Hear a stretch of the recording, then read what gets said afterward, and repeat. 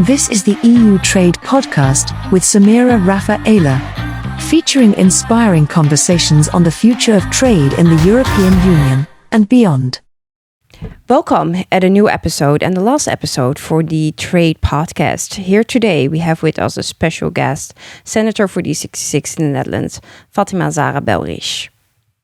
You have a lot of expertise, and today we will have a conversation with you on trade and cooperation. And maybe you would like to start first with your expertises in the Senate and your focus. And it's very interesting also to know for our listeners and watchers that you started actually your career as a diplomat. So you have a lot of expertise when it comes to foreign affairs and international cooperation. But maybe you would like to start yourself with introducing the topics that you know so much about. Thank you a lot, Samira. First of all, thank you for inviting me to have this podcast with you.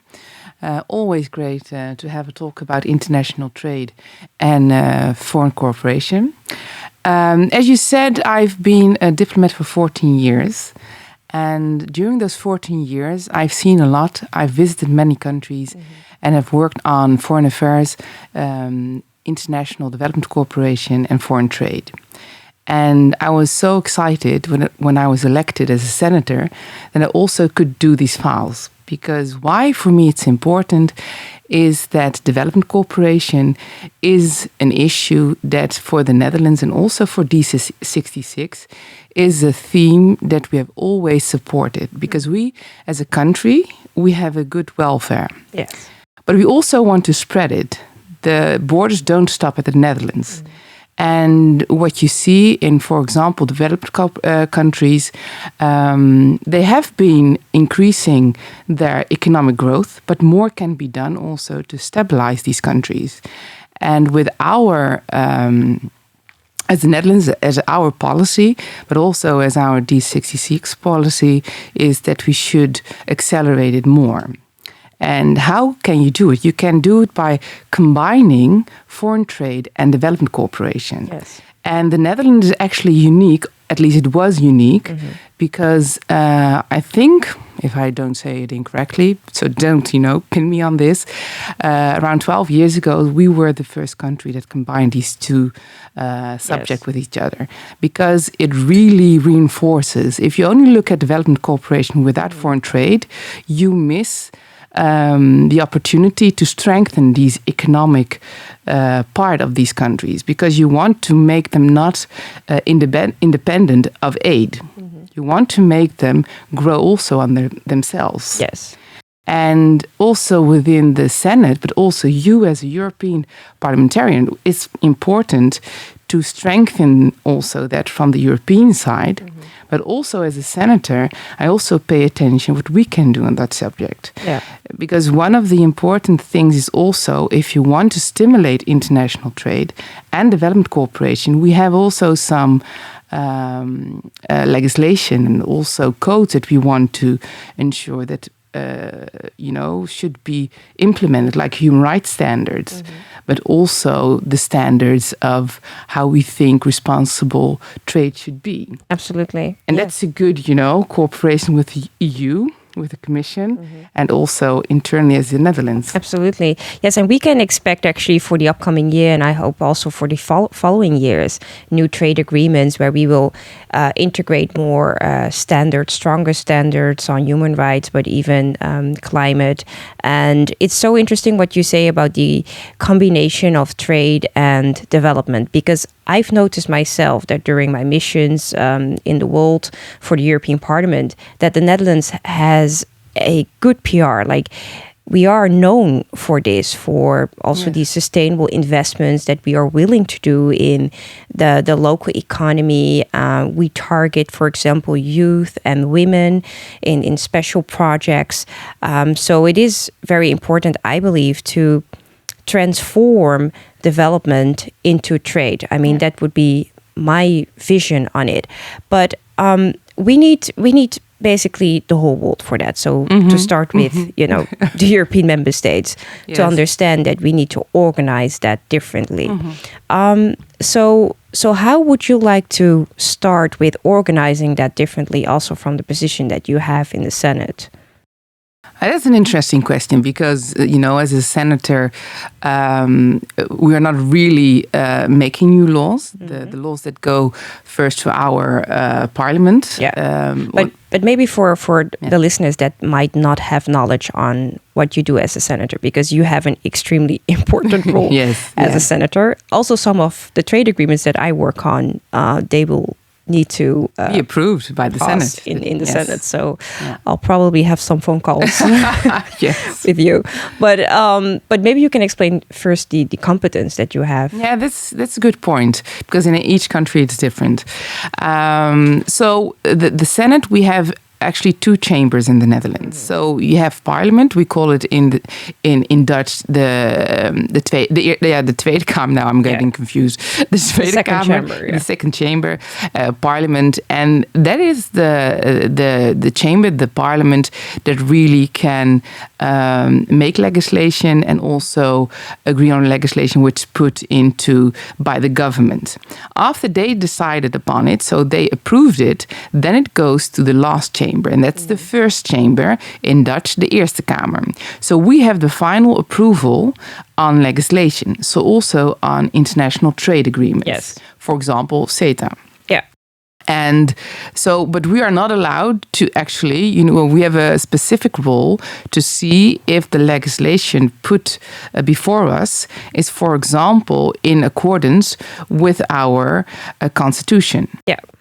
And also if it really fit for the purpose that it has been drafted for.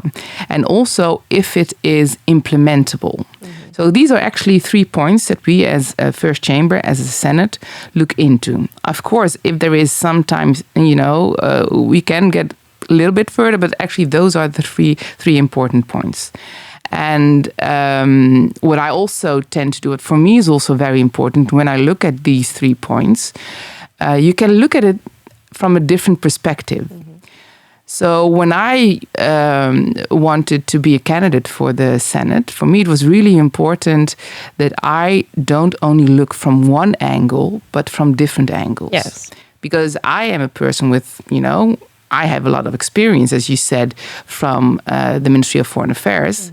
But I also am a person with my personal experience. But that only is not enough. So you should, in my view, also take all the different perspectives in the Dutch society, but also the international perspective if we're looking at international trade agreements. Yes. So then you really can weigh the different arguments and also the different interests to come to really reasonable conclusion if, for example, an international trade agreement is something that we would, agree upon, yes or no.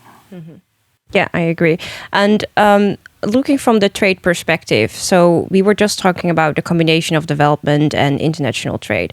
I think that is really the future of developmental cooperation, but also the future of trade, I believe. Because we are also trying to work on more equal partnerships in the world. It should not be like a one-way street, right? So we would like to have negotiations on an equal basis.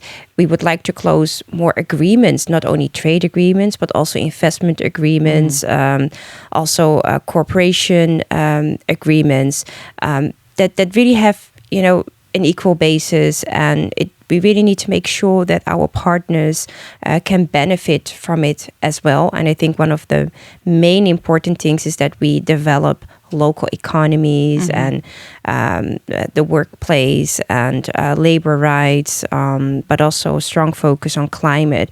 So how do you see that for the EU? So where do you think we really need to start to make that a reality? Yeah, I think if you also look at CETA, maybe that's not a good example, but it's an international trade agreement. Of course, with Canada, it's different, but we have to start also, I think, with public diplomacy in our own countries, their own citizens. But it seems like that people, when they hear international trade or international trade agreements, they get scared. They think that we lose jobs here. There's a lot of resistance. Yes. So, but that also shows us that people do not know enough, or we don't share enough information about it. If you look at the Netherlands, we are the fourth competitive economy in the world. Our jobs, 1/3 of our jobs and trade, comes from international trade. So for us, it's really important. But as you said, you also have to see how other countries, so the developed countries that we have trade with, benefit more from it. And why is not only that we benefit, because we are this competitive economy and we get jobs from it, but also these other countries should benefit from it to get more growth in their economy, more stability. But we are also dealing with migration. Yes. So people are coming to the EU, they're coming to different countries because they look for jobs. Exactly. They look for stability. Yes. So when I was working at the Ministry of Foreign Affairs, we really also were investing in local economies, as you said, in Africa. Yeah. To have these young people, to give them a future. To touch upon the root causes of migration also. Indeed, root causes. So that's why also we sometimes, I personally get really frustrated is a big word, but when I hear that governments do want to shorten, or the money that goes to, for example, development cooperation, which is put in those local economies to support young people to prevent, the root causes for migration, then I'm really stunned by it, because we actually should do more about it, because we should help these economies to keep also these countries from getting brain drained, because that's also happening, because we are getting those people to our countries, and we should invest more and we should share the growth. Exactly. And it helps also the EU with different kinds of aspects that we are dealing with now. So I think as EU, we should also educate our own population more why international trade agreements are good for us. And how we benefit from it. And how we benefit from it. But also what the other side is, why we should help, create more equal, as you said, trade agreements, also having human rights standards in them, also taking into account climate issues, not only for our own countries, but also reasonable for them, because that's also, of course, a topic of discussion. If you put climate standards in agreements with development countries, can you get can you put them also on the highest standard as we have, because they are not that far as we are. So these aspects, I think, is important, and we should have an open debate about it, but not only between you and me, like people who know more about it, and between politicians who really sometimes focus or on only the good side or only the bad side, but a more balanced discussion about it. And absolutely where we engage the civil society. I mean, one of the main important topics now in the International Trade Committee is how we engage and involve stakeholders, and how we also organize stakeholders dialogues. The European Parliament has not so much of a say when it comes to the stakeholders that we would like to engage during trade negotiations. But this is something that we really want to change in the future, because if we would have these dialogues, good dialogues with society, for example, and civil society specifically, then I truly think we can gain more support, and then we will have less resistance when it comes to development, cooperation, and trade. When it comes to these kind of corporations, I think that's really, one of the best alternatives we have when it comes to, for example, the migration problems that we are facing in Europe. In my honest opinion is that we should definitely not look into the option of, for example, migration deals, but that that we need to look into the option of more cooperation agreements, more trade agreements, indeed more progressive development cooperation, so that we touch upon the root causes, for example. If we look at the African continent, like 60% of the population is youth.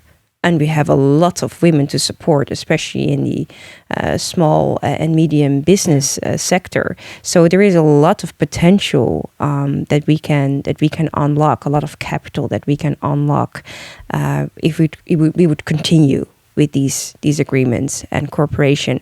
So from your perspective, what I find so interesting from your perspective and the investment that you would like to do as a senator is that you really want to engage all layers of society in lawmaking. And that's something else than decision making. So, I mean, engaging civil society in decision making, that's one. But then two, engaging them also in lawmaking, that is extremely important. And I know from the start that this is one of your main ambitions, right? To change that. Can you tell a little bit more about that? Yes, because I see that there is a distance. I've been a diplomat and a civil servant, and because you're the same, for 14 years, also working in The Hague, where I could see how actually sometimes not only politicians, but also sometimes civil servants are a bit further from society. We think that we are not, but we are. And if we take a current example, unfortunately not a good one, is the childcare scandal that we had here in the Netherlands. I won't explain it, but it was about benefits, and there was our taxes. The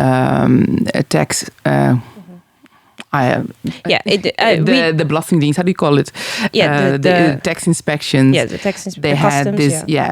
They had these algorithms that were actually discriminatory. And when the first few victims, they called upon help, actually Parliament, but also the Senate, they didn't really respond. And thankfully, later on, but too late actually, some politicians did. But this case showed that, and I'm not blind for it, but you have some interest group in the Netherlands that are heard a lot and that they can find their way to the politicians and to also the Senate, but also to Parliament. But these groups not. And we were not listening to them, and not only as politicians, but also society, because people couldn't believe it. And I couldn't believe it. But I have now friends of mine that also the same thing happened to them. And what that showed, so for me it wasn't really a wake-up call, but it was emphasizing it, that we really also, me as a politician, should engage more with society in different layers, not only with the people I know, not only with the people I work with, or not only the people of my party, because if you really want to know what is happening in society, you should listen, but you should listen to different kinds of groups, and that is important. And the other thing that's also one of my goals during my period as a senator is also to give more transparency and to give a more insight of what we are actually doing. Because in the Netherlands, I don't exactly know what the figures are about European politics, European Parliament, but the trust in Dutch politics has been dropped increasingly. And one of the issues is because people say we actually do not know exactly why some decisions are made, or lack of transparency, and democratic control. Yes, exactly.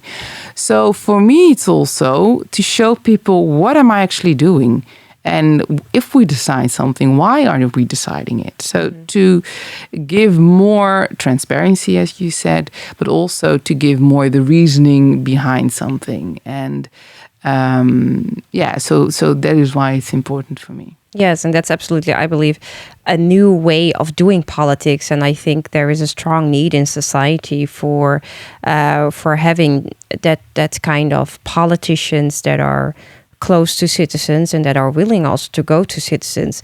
You mentioned the child benefits scandal. I've put that scandal too on the agenda in the European Parliament. But there is, of course, a very strong element in that situation. That is the issue of digital rights and digital affairs, and that's also a topic that you work on.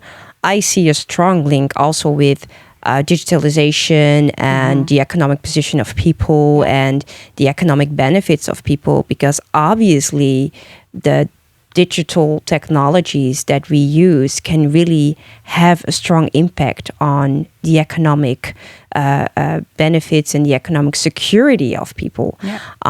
So what can we expect there in terms of your work within the Senate on digital affairs? Yeah, one of the reasons, actually the only reason why I chose and I really wanted to do digital affairs in the Senate was because of this. And because what I said, really people close to me, they were victims of it. And I've seen what algorithms can do. It's a negative part. It also have some positive parts. So for me, it's not a new subject, but we know actually also within the Senate, the former Senate, they had also a working group on digital affairs, and we are now also looking into a new working group that's going to be installed. And I myself, I'm going to get more information, more knowledge, because I'm planning to have a knowledge table, so to talk with different kinds of people from the field who are really working on this issue. You know, what it is with digital affairs and with AI is that it is going more fast than we are. Yes. So the developments like the lawmaking about it, also in EU, it's going on, also in the Netherlands, but they're going much faster than us. So we have to realize that. Yes. And also the impact, because I was recently at this session and people were saying, what is going to happen when we have this all digitalized ID? Some are in favor, some are not in favor. And I said, do we actually know what we are doing with our current, password, Googling and Facebooks and LinkedIn, Instagram? Yes, and somebody in the room, they said, of course we know. You're not stupid. I said, no, I'm not stupid, but do I actually? Because it's quite complicated. And not everybody is IT or digital savvy as the other one is. No. Me, actually, I've learned also some new things the last few weeks that I'm diving into this subject. And also if you see it, young people, what they put on the internet, but also all these new things that are coming, and companies, they also see it as an investment, as a new generating thing of income. Yes. So, and for me is that we have to look at it at one hand as something that we can use to our benefits, but at the other hand, we also really should look at it that it goes faster than we are. Yes. But we should take carefully steps to take measures to protect governments and also citizens. Absolutely. Because, for example, the algorithms now in the Netherlands, we see that not only child care was one of the issues, but now we also see that students who got loans from the government, they were also one of the victims. Yes. And now this is going to be a new scandal. But also what I said, we also have not to forget that it also gives us opportunities. I heard, for example, in the in Belgium, that the government there used it by finding out which people are not gaining from social benefits, who were not aware of that they could ask for social benefits. Yes. So they found them, and to make sure that they could benefit from it. So that's a positive manner that you also can use it. So I think we should balance it, but we really should do more about it than we are doing now, and take real caution about how we are doing it, and not leaving it only to the companies themselves, to the big data. No, because they generate a lot of data. Yeah. They have a lot of data. I mean, they can use it for all kinds of purposes. They can use it, for example, for positioning their product and services way better. They know a lot about us as customers. They can use it for their own economic benefits. But this is just an example of how they can make use of that data. And it is very important that we integrate more ethical standards also to make sure that these technologies are being used in a responsible way. We have the upcoming AI Act, the AI legislation. We will be the first in the world, as being the EU, to present such legislation. So I do think we are being progressive here, but at the same time, I am indeed worried about the lack of I would say speed coming from us as politicians to make legislation for AI and new digital technologies. Thank you very much for being here today, Fatimazhra Belhirch. It was a very inspiring conversation, and I hope also that you could learn a little bit more today from this episode. Thank you for listening and watching.